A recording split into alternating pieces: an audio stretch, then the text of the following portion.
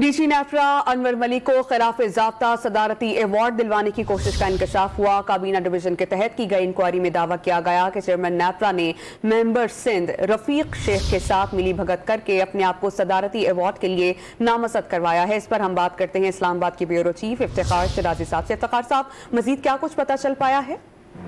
جی بالکل، بڑی حیران کن بات ہے کہ ایک اتنے بڑے اعلیٰ افسر نے صدارتی ایوارڈ حاصل کرنے کے لیے ایک غیر قانونی اور غیر آئینی طریقہ اختیار کیا،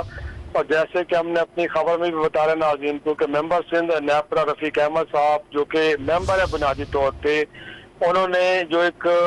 نامزدگی کا خط لکھا ہے وہ بطور وائس چیئرمین لکھا، اور وہ اس عہدے پہ کبھی فائز رہے نہیں، اور ساتھ میں یہ ہے کہ دونوں افسران کی ملی بھگت تھی اور انہوں نے ایک ایسا خط تیار کیا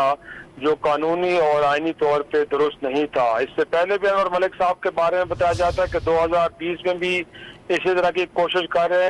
چکے جس کے تحت وہ صدارتی ایوارڈ حاصل کرنا چاہ رہے تھے، لیکن جب یہ معاملہ اعلیٰ سطح پہ اٹھایا گیا تو پھر اس کی باقاعدہ انکوائری ہوئی، اور اس وقت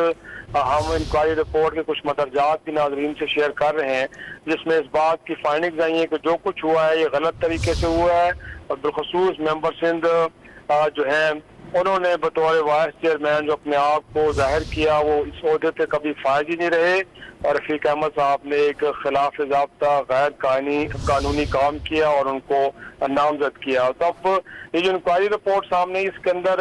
کہا یہ گیا ہے کہ بنیادی طور پہ انور ملک صاحب کے جو ڈی جی نیپرا ہیں اور ساتھ میں ممبر سندھ رفیق احمد شیخ صاحب، ان کے بارے میں اور ساتھ میں کابینہ ڈویژن کے وہ افسران کے جو اس سفارشی خط کو آگے بڑھانے میں ملوث پائے گئے ہیں ان کے خلاف کارروائی ہونی چاہیے، تو ممکنہ طور پہ جو میجر پنشمنٹ ہے وہ برطرفی کی صورت میں بھی ہو سکتی ہے۔ جی بہت شکریہ، آپ نے اپڈیٹ کیا افتخار۔